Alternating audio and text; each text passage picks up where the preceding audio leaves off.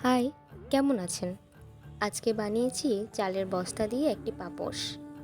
আমার মনে আছে ছোটবেলায় যখন বাবা চালের বস্তা নিয়ে আসতো, তখন চালের ড্রামের উপর বসিয়ে পুরো ঘর আমাকে ঘোরাতো। আমার বেশ ভালো লাগতো তখন। আজ আমি চালের বস্তা দিয়ে পাপোশটা বানিয়েছি।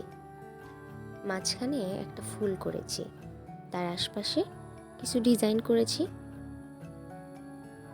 অনেককেই দেখেছি এরকম পাপোশ তৈরি করতে, কিন্তু রং দিয়ে। আমার মনে হয় সেলাই করলে একটু টেকসই হবে, কিন্তু করার পরে বুঝতে পারলাম যে এতটাই কষ্ট হচ্ছিল, সুই তো ঢুকছিলই না।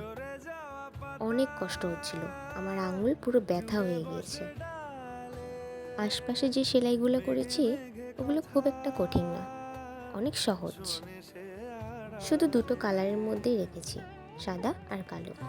ভালোই লাগছিল।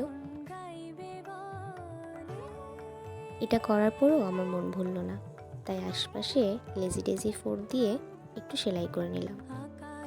দেখো তো কেমন হয়েছে। আর আমার সাদা সুতোটা ওইদিন অনেকবার ছিঁড়ে যাচ্ছিল, বুঝছি না কি হয়েছে, কিন্তু জানিও কেমন হয়েছে। সুন্দর হোক না হোক আমার মন ভরেছে, কারণ কষ্ট হয়েছে যে। জানিও কেমন হয়েছে।